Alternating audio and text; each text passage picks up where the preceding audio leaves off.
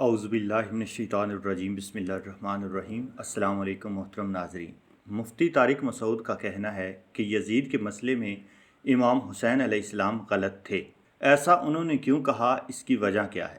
مسلک اہل سنت میں ایسی کون سی شریعت ہے جس کی بنا پر مفتی طارق مسعود نے امام حسین علیہ السلام کو غلط کہہ دیا اور یزید کو حق؟ اہل سنت کے ہاں یا شیعہ کے علاوہ دیگر مسالک میں خلیفہ کا ایسا کون سا معیار ہے جس پر یزید پورا اترا ہے اور اس کی خلافت حق تھی، اور اس کے مقابلے میں آنے والے امام حسین علیہ السلام کو باغی کا خطاب دے کر شہید کیا گیا؟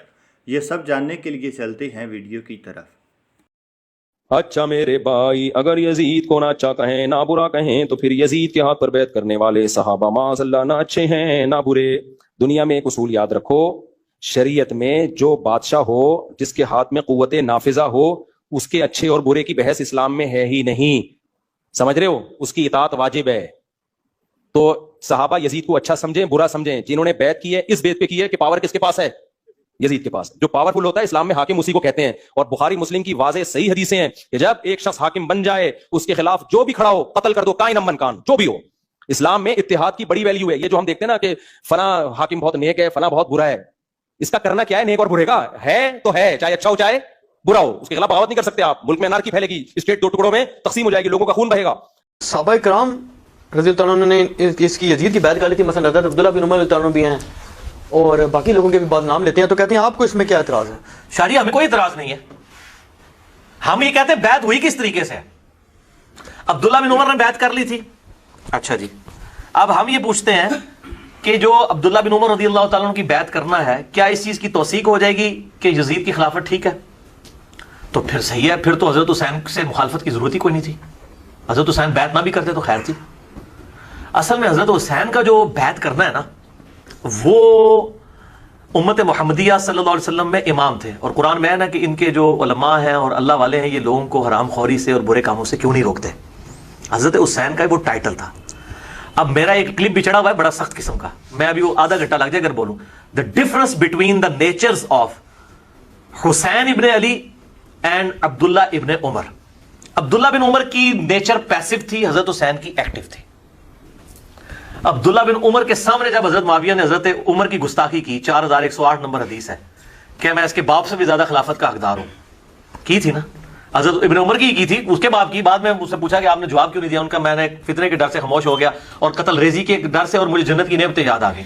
میرا ارادہ تھا کہ میں اس کو ادھر ہی کہتا کہ معاویہ تجھ سے زیادہ خلافت کا حقدار وہ ہے جس نے حالت کفر میں تم لوگوں سے جنگ کی ہوئی ہے، جب تم لوگ کافر تھے اور انہوں نے مار مار کے تم لوگوں کو اسلام میں داخل کیا ہے، یعنی علی یا ابن عمر خود۔ اب یہ امام بخاری نے غزوہ خندق کے چیپٹر میں یہ حدیث ڈالی ہے کہ ابن عمر جو ہے وہ خندق کے صحابی تھے، یہ ثابت کیا انہوں نے۔ حالانکہ اس حدیث میں سے تو کتنی گستاخیاں نکل آتی ہیں بقول ان کے، لیکن امت کو ٹیکا لگا دیا امام بخاری نے حق کا کہ بات کس طریقے سے پہنچ جائے۔ تو ابن عمر تو اپنے باپ کے خلاف جب بات ہوئی ہے، وہ بیچارے وہاں نہیں بولے، وہ پیسو نیچر کے تھے، وہ دوسری طرف جاتے تھے کہ حکمرانوں کے خلاف خروج نہ کیا جائے، قیام نہ کیا جائے۔ اسی لیے بخاری مسلم میں بھی آتا ہے کہ یزید کی جب لوگ بیعت توڑ رہے تھے واقعہ حرہ کے بعد، وہ ان کو منع کرتے تھے۔ ہم یہ پوچھتے ہیں جو بیعت توڑ رہے تھے وہ بریلوی دیوبندی شیعہ تھے؟ وہ بھی تو صحابہ ہی تھے، ان کی اوپینین کو نہیں یہ لوگ مانتے۔ نہ برا کہیں تو پھر یزید کے ہاتھ پر بیعت کرنے والے صحابہ معاذ اللہ نہ اچھے ہیں نہ برے۔ دنیا میں ایک اصول یاد رکھو، شریعت میں جو بادشاہ ہو، جس کے ہاتھ میں قوت نافذہ ہو، اس کے اچھے اور برے کی بحث اسلام میں ہے ہی نہیں۔ ہاں، جو آپ کا حاکم بن گیا، جو آپ کا خلیفہ وقت بن گیا، اس کے اچھے برے کی بحث ہے ہی نہیں۔ وہ فاسق ہو، فاجر ہو، لانتی بھی ہو، تو مفتی طارق مسعود صاحب کے مذہب میں وہ ان کا امام، ان کا خلیفہ ہو سکتا ہے نہیں، سمجھ رہے ہو؟ اس کی اطاعت واجب ہے، اور اس فاسق و فاجر و ملعون کی اطاعت بھی آپ کے اوپر کیا ہے؟ واجب ہے، چاہے وہ آپ کے دین میں کوئی نقص قائم کرے، جیسا کہ ان کے ہاں سے سند روایات میں پچھلے پروگرام میں دکھا چکا ہوں۔ تو لہٰذا اہل سنت مذہب میں فاسق فاجر ملعون قسم کا امام خلیفہ ہو سکتا ہے۔ اب ان کو جو ہے وہ احساس ہو رہا ہوگا کہ تشیع کے ہاں آپ امامت کے اوپر معترض ہوتے ہیں کہ آپ تو بھائی امام کو معصوم مانتے ہیں، کیوں مانتے ہیں آپ امام کو معصوم؟ ہم جب امام کو لانتی مان رہے ہیں اپنے امام کو، اپنے خلیفہ کو، تو آپ بھی ہماری طرح ایسے ہی علیاذ باللہ امام جو ہیں وہ متعارف کروائیں۔ تو صحابہ یزید کو اچھا سمجھیں برا سمجھیں، جنہوں نے بیعت کی ہے اس بیعت پہ کی ہے کہ پاور کس کے پاس ہے؟ یزید کے پاس۔ جو پاورفل ہوتا ہے اسلام میں حاکم اسی کو کہتے ہیں۔ اس چیز پہ انہوں نے بیعت کیا ہے، چونکہ دیکھیں یزید منصب خلافت پر آ گیا، معاویہ نے بنا دیا، صحابہ نے بیعت کر لی۔ اب وہ جو کہنے والے ہیں سیدنا امام حسین رضی اللہ عنہ، یا کچھ کہتے ہیں سیدنا امام حسین علیہ السلام ہماری لاکھوں جانیں قربان اہل بیت پر، یہ صرف زبان کا لکلکا رہ جائے گا، یہ زبان کے فقط چسکے رہ جائیں گے، بلکہ اس کے برعکس آپ یہ دیکھیں کہ دوسری طرف آپ کا خلیفہ کون ہے؟ وہ یزید ہے، امام حسین نہیں ہے آپ کے نزدیک کچھ بھی۔ وہ کیا ہیں؟ وہ خود بتائیں گے مفتی طارق مسعود صاحب، بتائیں جناب۔ کہتے ہیں، اور بخاری مسلم کی واضح صحیح حدیثیں ہیں کہ جب ایک شخص حاکم بن جائے اس کے خلاف جو بھی کھڑا ہو قتل کر دو، کائن من کان، جو بھی ہو، جو بھی کھڑا ہو اس حاکم کے خلاف اسے قتل کر دو۔ سوال اہل سنت کے بچے سے سوال کیا جائے، یہ بتاؤ یزید کے خلاف کون کھڑا ہوا تھا؟ بتا دیں کون کھڑا ہوا تھا؟ امام حسین علیہ السلام۔ رسول کی حدیث مفتی طارق مسعود صاحب پڑھ رہے ہیں کہ اس کو قتل کر دو کائن من کان، وہ کوئی بھی ہو، چاہے وہ رسول اللہ کا نواسہ ہی کیوں نہ ہو، چاہے وہ امیر المؤمنین کا بیٹا ہی کیوں نہ ہو، چاہے وہ سیدہ شباب اہل الجنہ ہی کیوں نہ ہو، چاہے وہ حسین منی و انا منہ ہوئی کیوں نہ ہو، اس کو قتل کرنا اہل سنت مذہب میں واجب اور لازم ہے۔ اسلام میں اتحاد کی بڑی ویلیو ہے۔ یہ جو ہم دیکھتے ہیں نا کہ فلاں اسلام میں اتحاد کی بہت ویلیو ہے، امام حسین کی ویلیو نہیں ہے، کیونکہ کیا کہا؟ فَقْتُلُوهُ كَائِنًا مَنْ كَانَ، اس کو قتل کر دو چاہے وہ کوئی بھی کیوں نہ ہو۔ حاکم بہت نیک ہے، فلاں بہت برا ہے، اس کا کرنا کیا ہے؟ نیک اور برے کا؟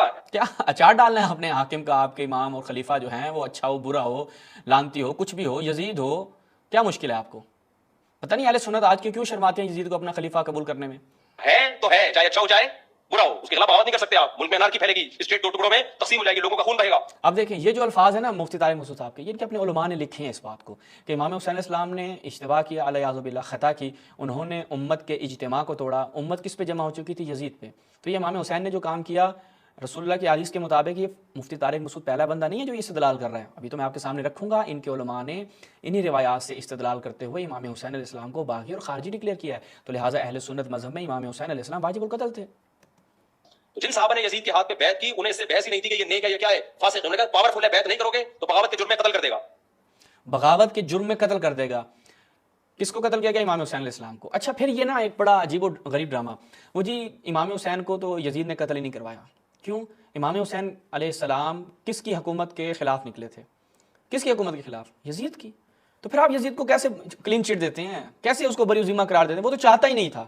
بھئی آپ ایک طرف خود کہہ رہے ہیں کہ رسول اللہ کی حدیث کے مطابق امام حسین واجب القتل تھے، آپ کے علماء نے بیان کیا کہ امام حسین علیہ السلام نے جو خروج کیا وہ درست نہیں تھا، انہوں نے مسلمانوں کے اجتماع کو توڑا اور خلیفہ کے اوپر لازم ہوتا ہے، اور صحابہ نے بھی اسی وجہ سے بیعت کر لی تھی کہ بھائی اگر ہم اختلاف کریں گے، ہم بغاوت کریں گے تو ہم قتل کر دیے جائیں گے۔ کون قتل کرے گا؟ حکومت قتل کرے گی۔ تو وہاں پر پھر آپ دوسری طرف بھاگ پڑتے ہیں جناب یزید نے کچھ بھی نہیں کیا تھا۔ اچھا اب ان کی منافقت چیک کریں، یہ جو مذہب نواسب ہے، مذہب مکتب خلفاء ہے، یہ منافقت پر مبنی ہے، ان کی کوئی بنیاد نہیں ہے۔ آگے سنیں ذرا۔ اور اسلامی پھر جو بغاوت کے لیے اٹھیں گے تو اسلامی حکومت ڈیوائیڈ ہو جائے گی، اس سے مسلمانوں کا خون بہے گا۔ اس لیے بھائی جو بھی ہے اچھا برے کی بات ہی نہیں ہے۔ امیر المؤمنین کی جب سب نے بیعت کر لی تو معاویہ نے کیا کی؟ بغاوت۔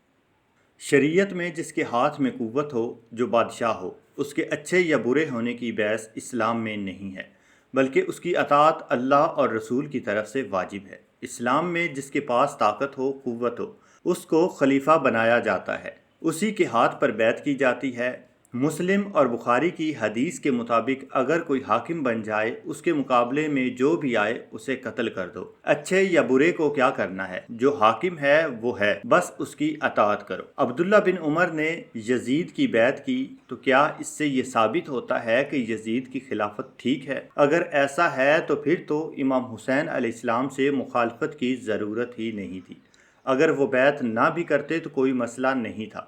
اصل میں امام حسین علیہ السلام امت محمدی کے امام تھے اور آپ نے امت کو حرام خوری اور بدکاری سے روکنا تھا۔ مفتی طارق مسعود کے بیان کے مطابق اگر کوئی فاسق، فاجر، زانی، شرابی اور اگر لانتی بھی ہو تو اس کی اطاعت واجب ہے۔ اچھے یا برے سے کوئی فرق نہیں پڑتا، اس لیے یزید حق کا خلیفہ ہے۔